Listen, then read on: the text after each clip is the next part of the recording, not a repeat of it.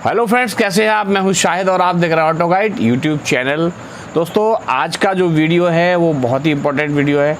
सभी गाड़ियों में जो टायर यूज़ होते हैं, एक ट्यूब टाइप टायर होता है और एक जो है ट्यूबलेस होता है, यानी एक के अंदर ट्यूब होता है और एक के अंदर ट्यूब नहीं होता है। तो कौन सा टायर बेहतर होता है, ट्यूबलेस या ट्यूब वाला टायर बेहतर होता है? तो दोस्तों, आज इसी के बारे में पूरा वीडियो है। आज मैं इसमें आपको बताऊंगा कौन सा बेहतर होता है और क्या आप ट्यूबलेस टायर की जगह ट्यूब वाला टायर यूज़ कर सकते हैं, उसी रिम पर यूज़ कर सकते हैं या नहीं कर सकते, किसके क्या फ़ायदे हैं और क्या नुकसान हैं, ये सारी डिटेल में आज मैं आपको जानकारी इस वीडियो में देने वाला हूं। तो दोस्तों, वीडियो स्किप मत कीजिएगा, पूरा वीडियो देखिएगा। साथ ही अगर चैनल सब्सक्राइब नहीं किया है तो प्लीज़ उसको सब्सक्राइब कर लें और बेल आइकन दबा लें, जिससे कि इसी तरह के आने वाले वीडियोज़ का नोटिफिकेशन वो आपको मिल पाए। तो दोस्तों, वीडियो शुरू करते हैं और सबसे पहले मैं आपको बताता हूँ कि ट्यूब टायर और ट्यूबलेस टायर दोनों वर्क कैसे करते हैं, क्या इनका वर्किंग है, वर्किंग प्रिंसिपल क्या है, किस तरह से ये काम करते हैं। ट्यूबलेस टायर में हवा कैसे रुकती है अंदर और ट्यूब वाले टायर में किस तरह से हवा रुकती है। मैं एक डायग्राम के ज़रिए आपको ये चीज़ें दिखाऊंगा, आपको बिल्कुल क्लियर हो जाएगा कि किस तरह से ये काम। तो फ्रेंड्स, शुरू करते हैं। मैं बताता हूँ आपको इसकी वर्किंग। तो आप जैसा कि डायग्राम ये देख पा रहे हैं, यहाँ पर दो तस्वीरें दी हुई हैं। ये आपका ट्यूबलेस टायर है, यहाँ से आप देख सकते हैं, और ये आपका ट्यूब टाइप टायर है, यानी कि इसमें आपके ट्यूब नहीं होता है और इसमें आपका टायर के अंदर ट्यूब होता है, ट्यूब टाइप टायर। यानी कि इसके अंदर यहाँ पर आप देख सकते हैं ये ट्यूब है, इसके अंदर ये जो ट्यूब है और ट्यूब के साथ में ही ये एक वाल्व है। ये वाल्व अटैच है जिससे कि हम टायर में हवा डलवाते हैं। तो यहाँ ये वो वाला वाल्व है और इसमें से हवा होती हुई इसके अंदर पूरी हवा भर जाती है, पूरा एयर से ये इन्फ्लेट हो जाता है। ये आप रिम देख सकते हैं, यहाँ पर ये क्रॉस सेक्शन दिखाया गया है रिम का, यानी रिम के ऊपर ये आपका टायर लगा हुआ है।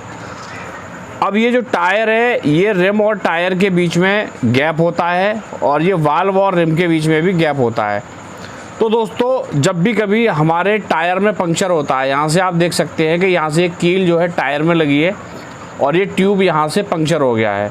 तो क्या होगा दोस्तों, इसके अंदर जो एयर भरी हुई है पूरी वो बाहर निकलेगी इस तरह से, यहाँ से बाहर निकलेगी और टायर और ट्यूब के बीच में होती हुई वाल्व और रिम में जो गैप आ रहा है यहाँ से बाहर निकल जाएगी, या ये टायर और रिम के बीच में से भी इधर से भी बाहर निकल सकती है। तो ये आप देख सकते हैं इस तरह से। तो इस केस में क्या होगा कि टायर में कोई कील लगने से तुरंत ही हवा निकल जाएगी पूरी, ये बिल्कुल भी नहीं रुकेगी। ये होता है इसका ट्यूब वाले टायर का वर्किंग। अब दोस्तों, आते हैं ट्यूबलेस टायर पे। यहाँ से आप जैसा कि देख पा रहे हैं, ये रिम है, रिम का क्रॉस सेक्शन है और रिम पर ही यहाँ पर ये वाल्व लगा हुआ है। वाल्व और रिम के बीच में यहाँ कोई गैप नहीं है, ये सील्ड है, यहाँ पर एयर टाइट है बिल्कुल। और ये आपका टायर है, टायर के अंदर कोई भी ट्यूब नहीं है, यहाँ से आप देख पा रहे हैं। अब क्या होता है दोस्तों कि अगर आपका टायर पंक्चर होता है, यहाँ से आप ये देख सकते हैं कि यहाँ पर एक कील लगी है, तो इसके अंदर जो एयर भरी हुई है, अब ये रिम और टायर के बीच में भी कहीं कोई गैप नहीं है, ये सील्ड है बिल्कुल। और जो वाल्व और रिम के बीच में भी कोई गैप नहीं है, यहाँ से भी ये सील्ड है। अब जैसे ही कोई कील यहाँ से लगती है तो एयर को बाहर निकलने का कहीं से भी कोई रास्ता नहीं है, जब तक कि ये जो कील लगी हुई है ये बाहर ना निकाली जाए। तो दोस्तों, यहाँ पर जैसे ही कील बाहर निकलेगी या हम इसको खींच के बाहर निकालेंगे, तब यहाँ से हवा बाहर निकलेगी। ये मैंने अभी दोस्तों बताऊँगा इसमें किस में क्या फ़ायदा है, ये मैं आगे बताऊँगा। लेकिन अभी मैंने आपको यहाँ पर इन दोनों की वर्किंग बता दी कि ट्यूब वाले टायर में तुरंत ही कील लगने पे हवा निकल जाएगी पूरी, और इस वाले में तुरंत हवा नहीं निकलेगी। बहुत कम हवा यहाँ से बारीक बारीक लीकेज होगा, जो कील और रबड़, जो टायर की रबड़ है उसके बीच में से बहुत माइनर सा लीकेज होगा और पूरा एयर तब निकलेगी जब आप पूरा ये नेल निकाल देंगे, तो हवा बहुत ही धीरे धीरे यहाँ से कम होगी। तो दोस्तों, ये था ट्यूब वाले टायर और ट्यूबलेस टायर का वर्किंग, किस तरह से ये काम करते हैं। तो दोस्तों, बात करते हैं अब ट्यूबलेस टायर और ट्यूब टायर के एडवांटेज और डिसएडवांटेज की। तो शुरुआत करेंगे हम ट्यूबलेस टायर के एडवांटेज से, फिर बात करेंगे ट्यूब टायर के एडवांटेज की, या ये कहेंगे ट्यूबलेस टायर के डिसएडवांटेज की। तो पहला पॉइंट दोस्तों डिफ्लेशन। ट्यूब टायर में जैसे ही आपका पंक्चर होता है तो आपकी हवा तुरंत ही निकल जाती है, जैसा कि मैंने वर्किंग प्रिंसिपल आपको समझाया था, उसमें भी आपको डायग्राम के थ्रू बताया था।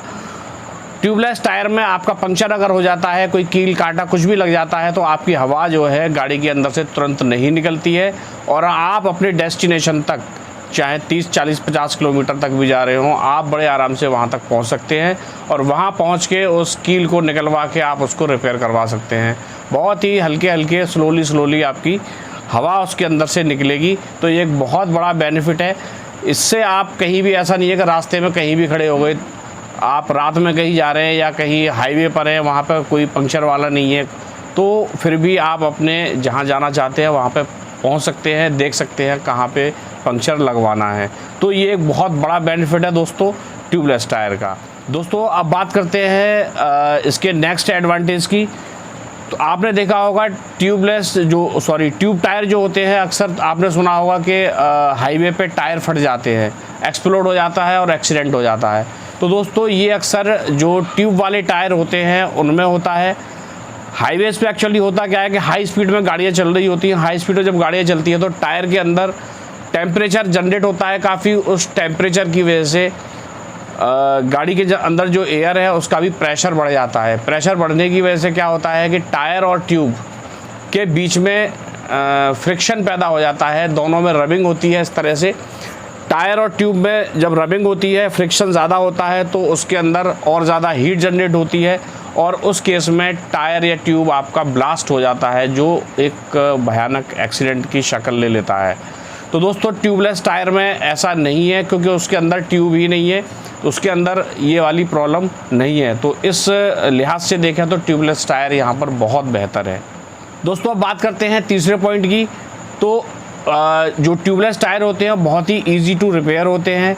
आपकी गाड़ी में अगर आपको पंक्चर लगवाना है तो आप बहुत ही मुश्किल से 10 या 5 मिनट में आप वो लगवा सकते हैं, क्योंकि इसकी जो रिपेयरिंग होती है बाहर से ही होती है और इसको टायर को रिम से अलग नहीं करना होता है। इससे आपका टाइम भी सेव होता है। यहाँ पर एक एडवांटेज ये भी है कि आपका टाइम सेव होता है, वरना वैसे आप ट्यूब टायर को रिपेयर करवाते तो उसमें काफ़ी वक्त उसमें लग जाता है। नेक्स्ट एडवांटेज दोस्तों ट्यूबलेस टायर में लो रोलिंग रेजिस्टेंस होता है।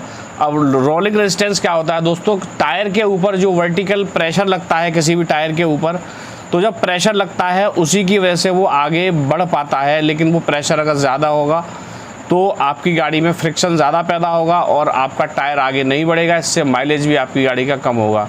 तो इन टायर्स में जो रोलिंग रेजिस्टेंस है वो कम होता है और ट्यूब टायर में रोलिंग रेजिस्टेंस ज़्यादा होता है।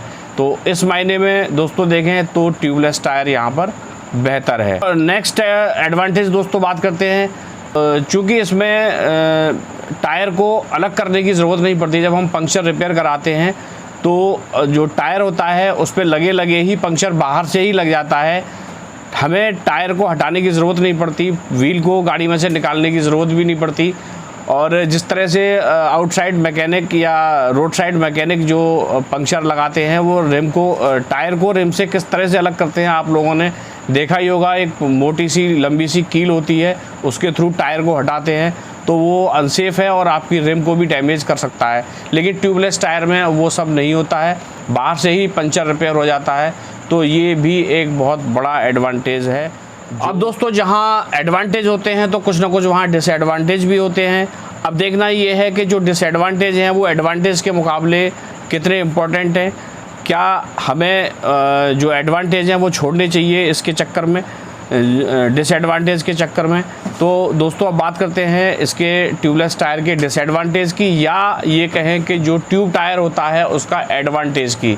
तो दोस्तों पहला डिसएडवांटेज मैं बताता हूँ ट्यूबलेस टायर का। अगर आपकी गाड़ी में 2, 3 या 4 पंक्चर हो जाते हैं, यानी ज़्यादा पंक्चर हो जाते हैं, उस केस में आपको अपना टायर बदलवाना पड़ता है, या कई जगह आपके पंक्चर एक साथ हो जाते हैं या कोई बड़ा पंक्चर हो जाता है आपके टायर में, तो फिर आपको वो टायर बदलवाना ही पड़ेगा। यहाँ पर आपका जो है जेब ढीली हो जाएगी और आपको ज़्यादा महंगा पड़ेगा यहाँ पर ये चीज़। तो ये एक डिसएडवांटेज है इसका। ट्यूब टायर में क्या होता है कि वहाँ पंचर लगवा सकते हैं, 1, 2, 3 जो भी पंचर हो सब आप लगवा सकते हैं।